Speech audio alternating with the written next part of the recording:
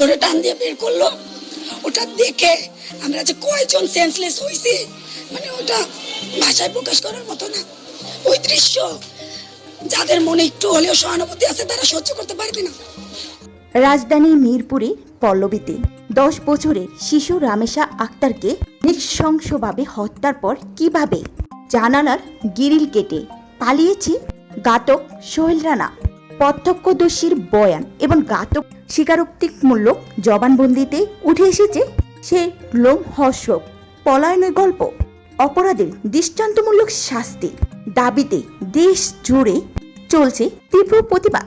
চলুন শুনে আসি প্রত্যক্ষদর্শীদের জবানবন্দি। রামেশার সাথে সেদিন কি হয়েছিল, কিভাবে হলো এত কিছু, চলুন বিস্তারিত জেনে নিই। ছিলাম আমি রান্না করছিলাম, রান্না করার সময় দেখি যে ওই পিছন সাইড দিয়ে চিল্লাচিল্লি হচ্ছে যখন গ্রিল কাটছে। তারপর আমরা বের হলাম, আমরা ভাবছি হয়তো চুরি টুরি কিছু হয়েছে। নিচে নামলাম, নিচে নেমে যখন উপরে উঠলাম দেখি রামেশার বাবা গেট ভাঙছে। অনেক লোকজন গেট ভাঙলো। ওই মহিলা যখন ভেন্টিলেটর দিয়ে দেখতেছে, হাঁটাচলা করতেছে, সোহেল রানার স্ত্রী, তখন ওকে অনেকবার বলা হয়েছে যে তুমি গেটটা খুলো, গেটটা খুলো। ও গেট খুলে নাই, ওর হাজবেন্ড বেরোয় চলে গেছে, ও গেট খুলে নাই। তারপরে আমরা সব গেট ভাঙলো, শাবল দিয়ে গেট ভেঙে ঢুকলাম।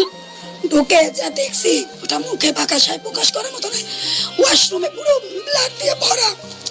তারপরে ওই রুমে ঢুকলাম, ওর পা দেখা যাচ্ছিল, শুধু খাটের নিচ থেকে পাটা বের হয়েছিল।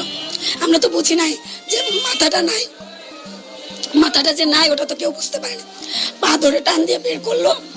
ওটা দেখে আমরা যে কয়জন সেন্সলেস হয়েছি, মানে ওটা ভাষায় প্রকাশ করার মতো না।